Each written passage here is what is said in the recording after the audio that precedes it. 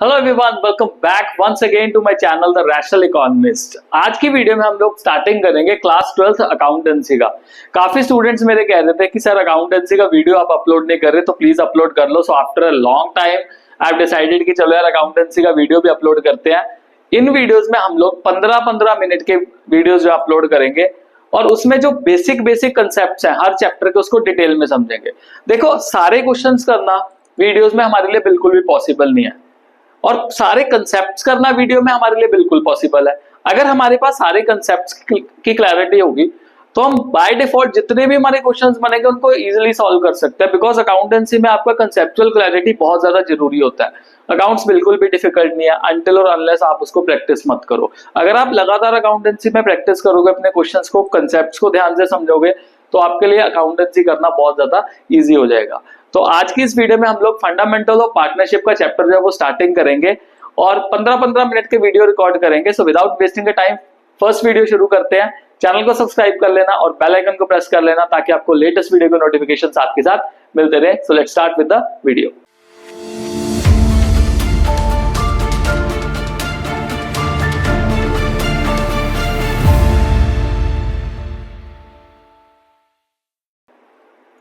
Okay students, तो हमारा देखो पहला टॉपिक जो होने वाला है, तो हर चैप्टर का पहला टॉपिक उसका इंट्रोडक्शन होना चाहिए। तो आज की इस वीडियो में हम लोग बेसिक इंट्रोडक्शन देखेंगे कि पार्टनरशिप है क्या। तो पार्टनरशिप बेसिकली क्या होता है? जब दो या दो से ज्यादा लोग मिलके कोई आपस में काम धंधा स्टार्ट करते हैं और कहते हैं कि यार चल हम आपस में मिलके काम करेंगे और कुछ ना कुछ प्रॉफिट जो है वो शेयर करेंगे, उसको क्या कहा जाता है? उसको पार्टनरशिप कहा जाता है। फॉर एग्जाम्पल मान लो सपोज ये गीहून है, फ्रंटमैन और रिक्रूटर है, ये आपस में मिलके सोचते हैं कि चलो यार कोई ना रेस्टोरेंट ओपन कर देते हैं। सभी जने मिलके क्या करते हैं, कुछ ना कुछ पैसा डालते हैं और मिलके काम करते हैं। तो ये क्या होगी? पार्टनरशिप होगी। अब जो प्रॉफिट आएगा प्रॉफिट भी शेयर कर लेंगे, जो लॉस आएगा तो ऑब्वियस ही बात है लॉस को भी इनको आपस में क्या करना पड़ेगा? शेयर करना पड़ेगा। तो बेसिक पार्टनरशिप जो इंडियन पार्टनरशिप एक्ट हमें कहता है डेफिनेशन के बारे में, इट मीन्स व्हेन टू और more person agree to share the profit of a business, जो कि मैंने अभी अभी आपको बता दिया। Carried on by all, this is an important point, carried on by all or any of them acting for all. Carried on by all का मतलब क्या होता है कि ये देखो तीनों बंदे हैं, गीहून है, फ्रंटमैन है और रिक्रूटर है, तीनों जने मिलके आपस में काम करे, कैरिड ऑन बाय ऑल। या फिर any of them acting for all, मतलब इनमें से कोई भी बंदा किसी के लिए एक्ट कर रहा है। मान लो सपोज गीहून सारा काम देख रहा है, तो गीहून फ्रंटमैन और रिक्रूटर दोनों के लिए क्या कर रहा है? एक्ट कर रहा है।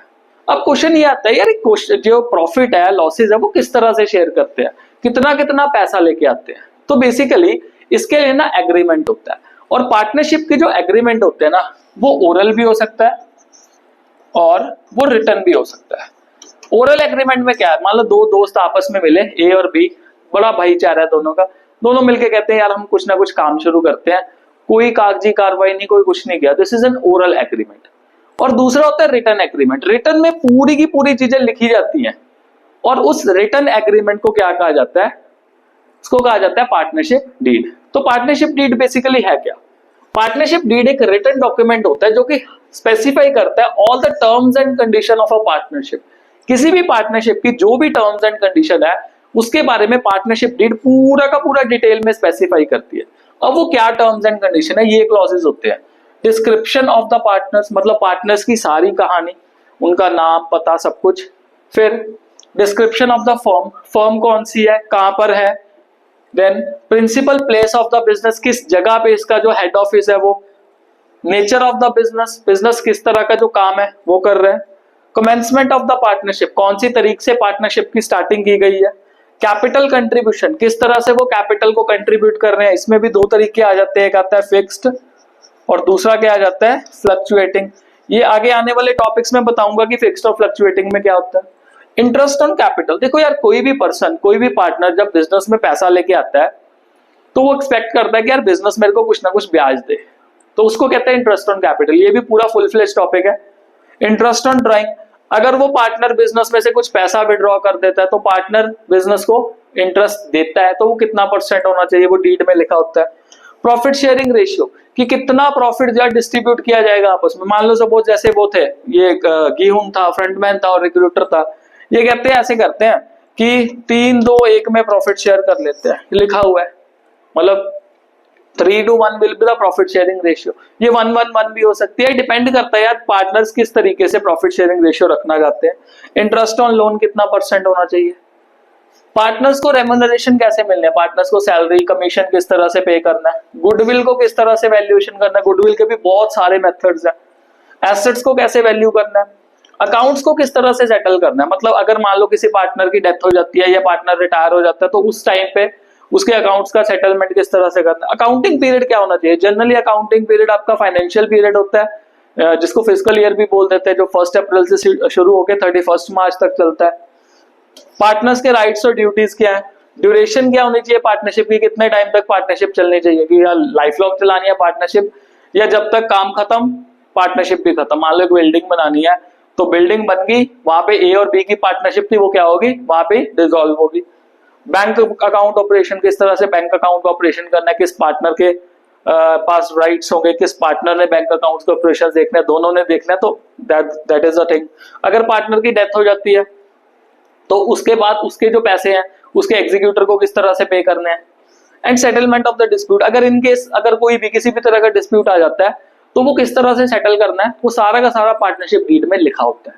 पर आपको एक चीज बताऊं, पार्टनरशिप स्टार्ट करने के लिए it is not compulsory to have a partnership deed. जरूरी नहीं है कि पार्टनरशिप डीड आप लिखो ही लिखो, पर कहते हैं ना यार पैसा ना अच्छे अच्छे बंदे का दिमाग हिला देता है, तो जरूरी नहीं होता कि पार्टनरशिप डीड लिखो ही लिखो, पर it is for your betterment कि आप पार्टनरशिप डीड अगर पार्टनरशिप करना चाहते हो तो वो आपके पास होनी चाहिए।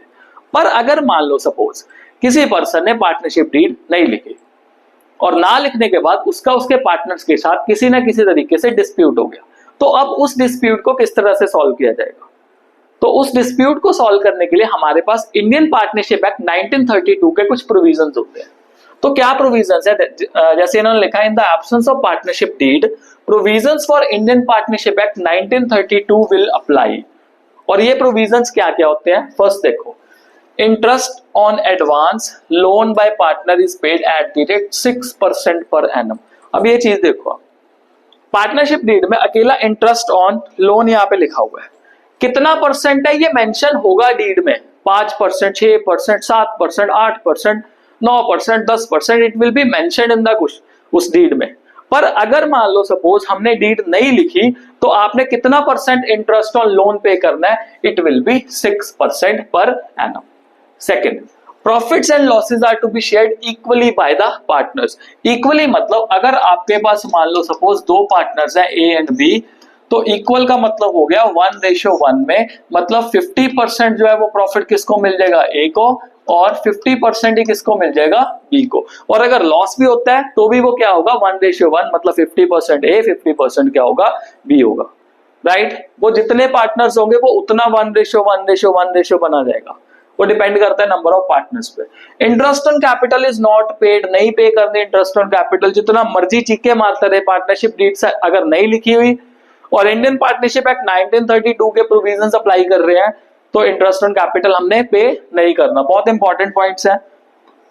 Interest on drawing is not charged from the partners, नहीं लेने पैसे। फर्म ने भी पार्टनर से जब उन्होंने ड्राइंग किया तो कोई भी उसका इंटरेस्ट नहीं लेना अगर इंटरेस्ट ऑन जो पार्टनरशिप डीड है वो साइन नहीं किया हुआ, लिखा नहीं हुआ।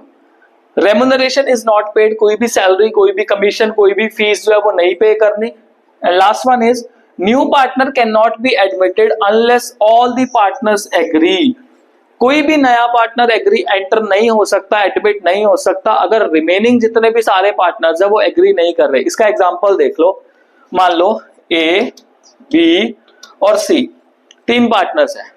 सी कहता है कि यार मेरे बेटे को ना पार्टनरशिप फॉर्म में एडमिट कर लो जिसका नाम है डी। ए कहता है ठीक है, अब सी भी मान रहा है, सी तो खुद कह रहा है, पर बी कहता नहीं, हमने नहीं करना एडमिट।